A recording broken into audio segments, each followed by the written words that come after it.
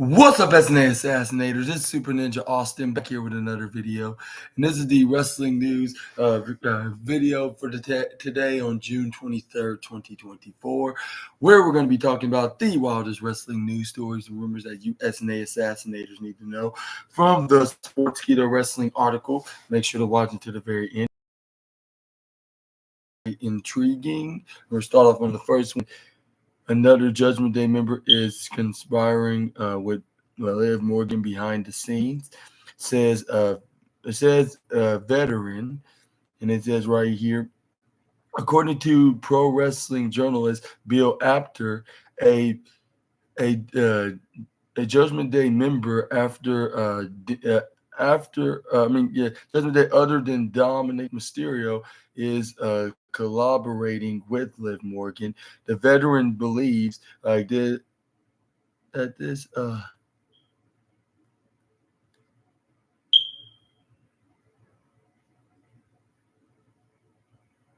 veteran believes this could possibly spell the end of the faction. And it says right here, Liv Morgan has repeatedly put herself in confrontational situations with Dominic Mysterio in a particular segment on Raw.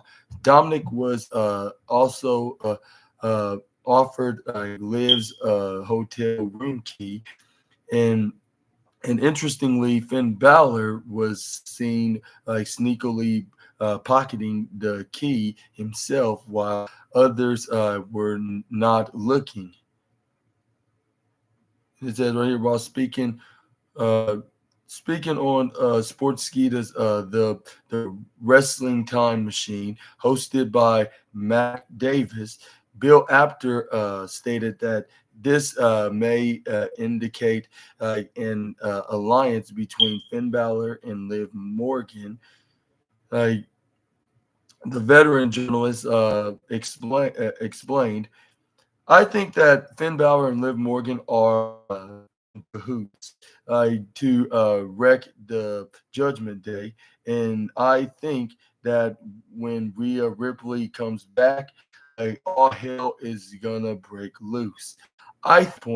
For some reason, I don't know what, but I think we are gonna see a big change in whatever is going on with Finn Balor.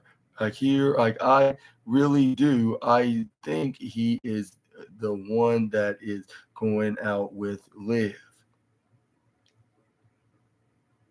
And do you agree with Mac Davis on this one? Like, do you think that that Finn Balor is in some kind of cahoots with Liv as well, just like Dom? Or do you think it's all just the two of them, and then and Liv Morgan making it look like that she's in cahoots with Dom, but really with Finn? Because they did show it's written on the wall, like with Finn Balor grabbing onto the key card, like when no one wasn't looking, like when everybody was looking at Damian Priest when he was talking on that backstage segment about almost 2 weeks ago.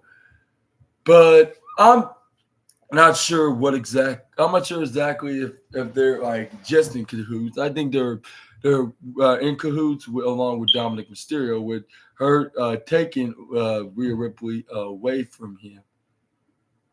Taking Dominic away from Ripley, away from her. Yeah, that's what I meant to say. My apology. I understand why I said the other way around, but you y'all get what I'm trying to say. But yeah, like, do you think that you think Liv Morgan's trying to take Rhea's spot or trying to be in a better spot? Like, you never know what's in the mind of the current WWE Women's World Champion and the two Judgment Day members that could kick out what's his name, Damian and Rhea at some point, which I think is going to happen when it starts with kicking out with Damian Priest, and then when Rhea Ripley do the custody of Dom match, like at SummerSlam against against Liv, like for both the custody of Dominic and the Women's World Championship.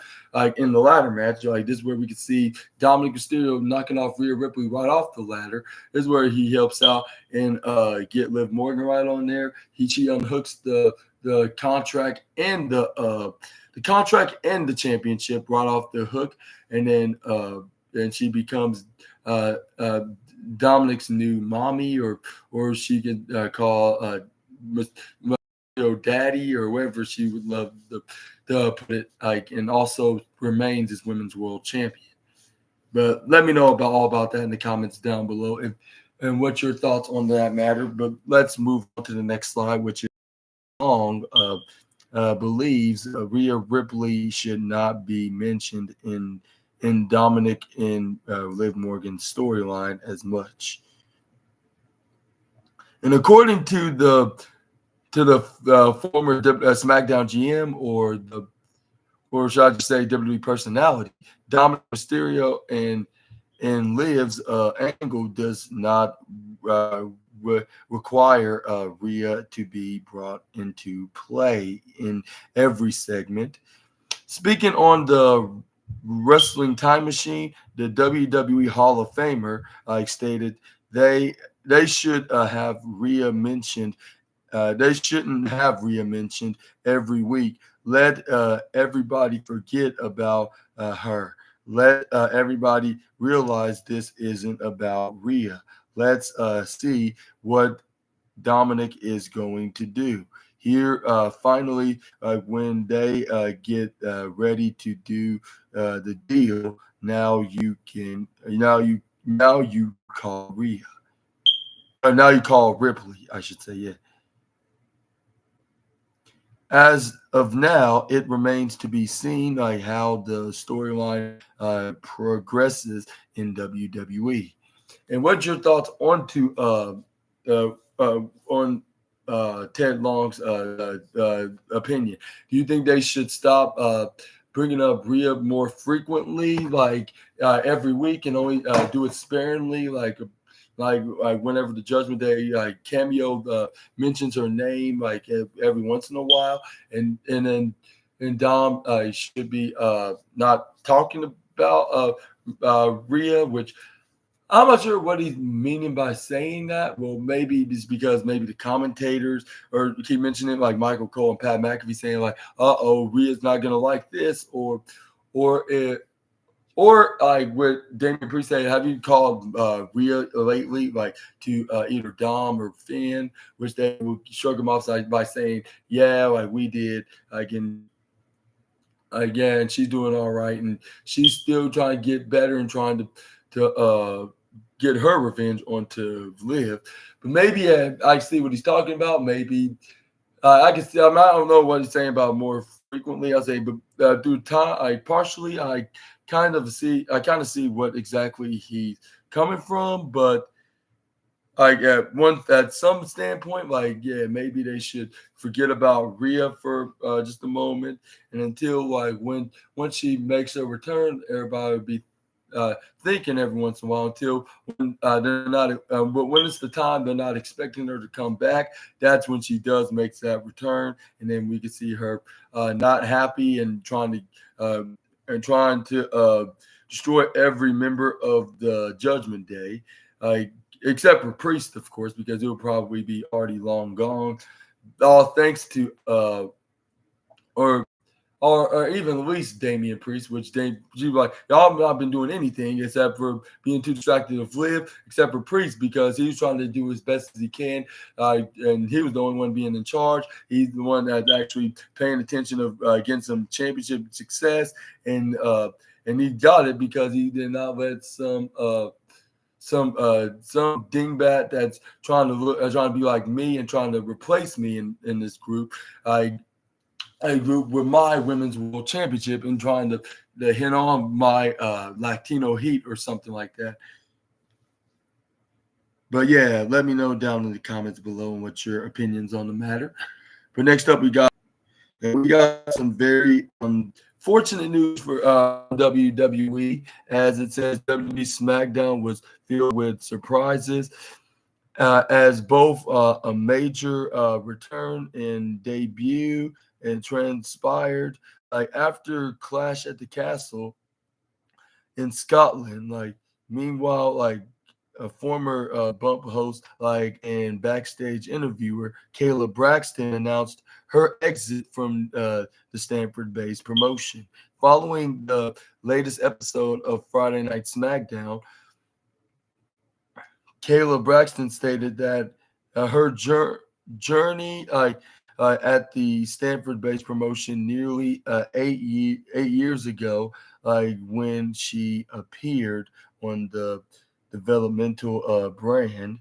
Like Braxton was primarily used on WWE's social platform, like as she appeared like on pre-shows panels, like and hosted the Bump in several years. And it says right here, she became an on-screen personality, and she conducted backstage interviews on Monday Night Raw and Friday Night SmackDown. Like today, she shocked the many with some unfortunate news as she announced that her exit from the Stanford-based promotion.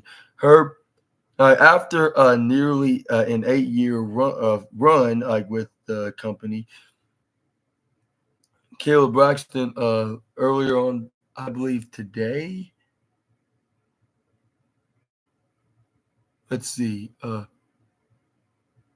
No, yesterday on June 22nd, like 9:14 a.m. Like Caleb Braxton said, "Thank you, like WWE. I love you forever, forever." Let me rephrase that. But let's show you an image of her and Triple H, and also and also the caption of what she posted on her X account. Let's see it right here. Here you go.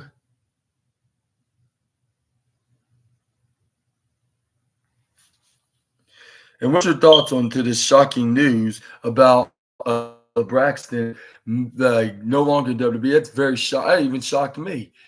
And maybe I should have called it. We got some unfortunate and shocking news. My apologies for not announcing that. I was shocked to hear the news. I'm like, what? Like, I thought she would stay there forever. I would never thought that she would leave WWE. Actually, like for almost a decade of being in WWE as a personality, like first starting off on social platforms and what's that pre-show kickoff panels and other things like in WWE.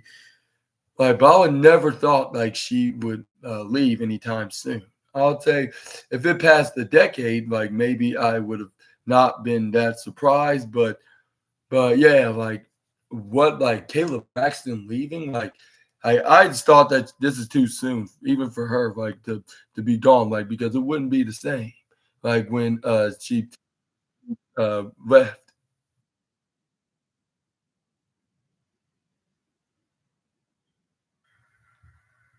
Oh, sorry about that. I understand why that even came up. But anyways, I just no, it wouldn't be the it's not gonna be that much of the same around it, even though it is the new era and the SmackDown's been kind of different from the last couple of years. But still, like I was not expecting her to leave at any kind of point, at any point at this time. But yeah, and let me know in the comments below what's in her future now that she's kind of a free agent in the market. And do you think she has some wrestling future elsewhere, like perhaps at a Nashville based or Jacksonville based or even a Tokyo based promotions, or even in Mexico, or like if she's in the wrestling business? Let me know in the comments down below. Like I'm not sure where to go. I'm not sure if she has any wrestling plans in her future as staying as a wrestling journalist. Like, who knows? She could be a journalist for like a news channel for a news channel, or maybe for another sports kind of industry, like whether if it's in, like, I don't know, baseball, football, basketball, or hockey, golf, soccer, any kind of sort. But anyways, in her post, like, she credited like several stars such as Paul Heyman, Triple H, and Michael Cole, to name a few, for her growth like in the industry and as an on-screen performer. She also revealed her final appearance. I'll say, yeah, June 28th, maybe on SmackDown, like the final SmackDown of June, like. But yeah, let me know in the comments below if you think that will be the final date. Like, I don't know. I'm just taking wild guesses. But we're going to talk about more about Caleb Braxton's final appearance is going to take place. Is indeed going to be on the final SmackDown of this month. And I'm right on one thing about that, because it says right here, last year, Megan Morant replaced Caleb Braxton as the Bump host. The 33-year-old star was a regular on the YouTube show, and spent years honor honing honing her skills as an interviewer. Caleb Braxton was primarily seen on Friday Night SmackDown interviewing superstars in the back before their matches or segments. The 33-year-old was also seen on the recent episode of the Blue Brand. It's a during SmackDown, she was seen interviewing Grayson Waller ahead of his Money in the Bank qualifier. Later, DIY interrupted Waller and accused him of sac, sac of sacrificing Austin Theory during last week's attack. And later, the interview was abruptly ended when Drew McIntyre carried CM Punk's lifeless body. More interviews from Braxton will be released later today, as often interviews stars on SmackDown on Lowdown. The the 33-year old's final appearance will indeed take place on next week's SmackDown, in the famous MSG Arena, which stands for Madison Square Garden in New York City, which will be taking place at June 28, 2024. Well, and it says Sportskeeda wish Caleb Braxton the best luck on all her future endeavors. And same goes to Super Ninja Austin of the SNA podcast. I'm gonna wish her the best luck in her future endeavors, wherever she lands on, whether if it's wrestling related or any other sports industry that she could journalize on. Let's hope that she does a better. She does good on it, and I wish her well wishes on that. And I want to ask you guys, what's your thoughts on Caleb Braxton now that she's about to be a free agent in less than, if not already, I'll say, if not less than a week, or even exactly a week from now. I'm not sure when her deal is up, exactly at the end of the month, or maybe it is at the end, and she's going to make one final appearance before she makes her way out the door of WWE.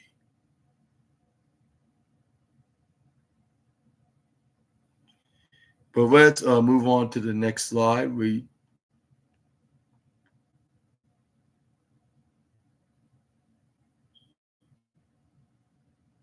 Next up, we got a 35-year-old star looks back at his iconic moments outside WWE ahead of major stipulation match on Raw.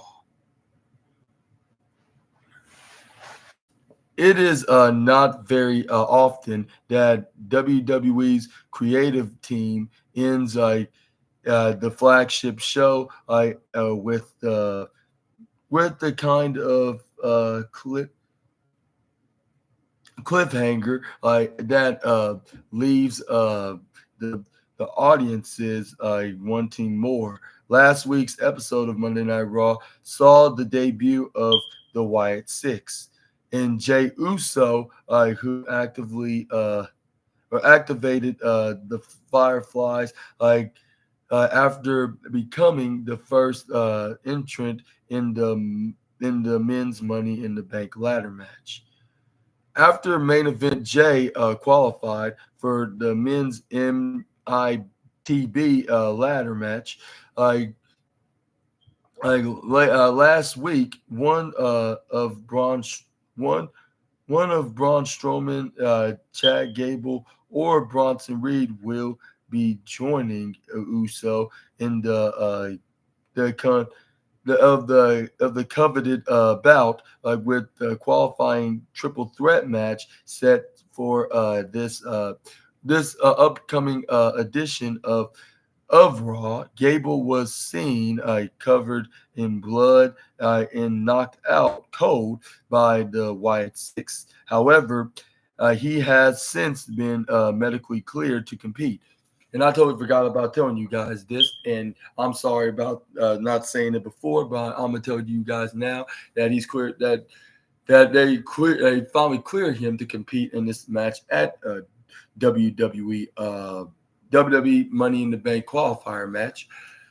And we get shot at being the second qualifier in the ladder match because it's like about 2 weeks away, I believe. Of Money in the Bank exactly 2 weeks, like about 13 days actually, but still, same difference. It's 2 weeks because it's a week from the upcoming Saturday on the 29th. But anyways,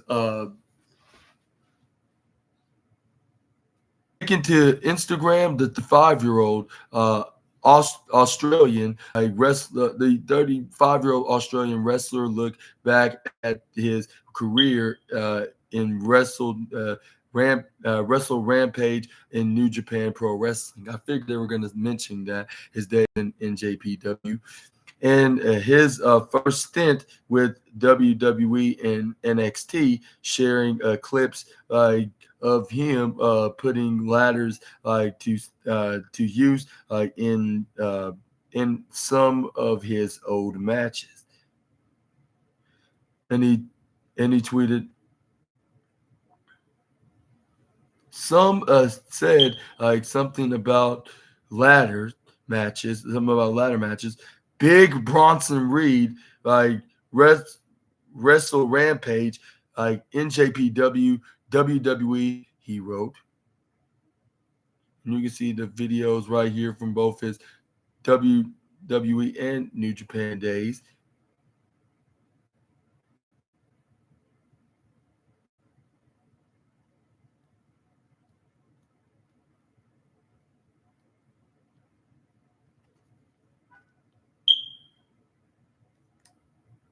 I'm not sure if we'll play the video, but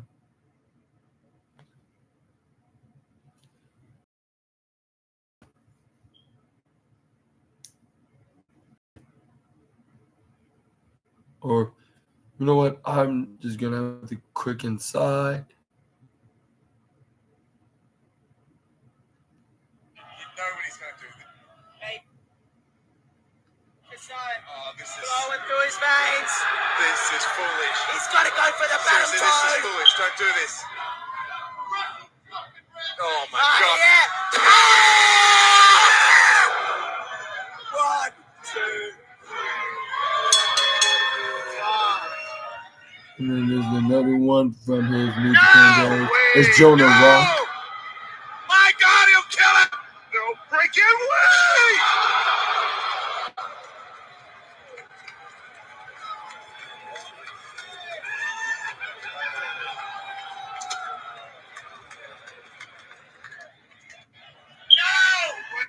And then there's NXT right here. Reed's going to get the championship, but again, it's Candice LeRae. LeRae swatting away the title. Uh-oh. LeRae giving the title away. Oh, no. Oh, no. Oh, no. Someone call the medics. When he fought Johnny Gargano on the Vitamin, y'all remember that match? The Wednesday night's been squashed.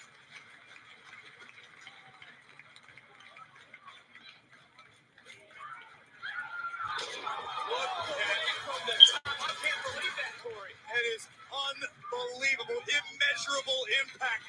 Bronson Reed from way atop the ladder with Candice LeRae, Johnny's beloved wife, on his back. My goodness, talk about insult and injury. Once again, Bronson Reed.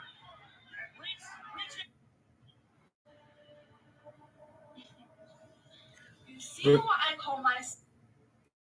But yeah, what's your thoughts on to that? With Big Bronson Reed being ready for the Money in the Bank qualifier match, and do you think he's gonna do any of those kinds of maneuvers onto Braun Strowman and Chad Gable? Let me know in the comment section right down below, and also make sure to check out that Monday Night Raw for those that are interested in watching it. But also, yeah, let me know in the comment section right down below if you guys are looking forward of WWE's flagship show, and do you think it'll be Big Bronson Reed? I sure think it will, but I'm gonna let you guys decide what your opinions are in the comments.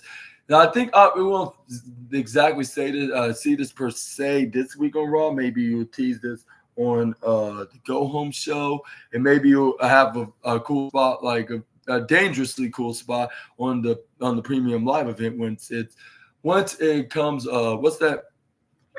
to the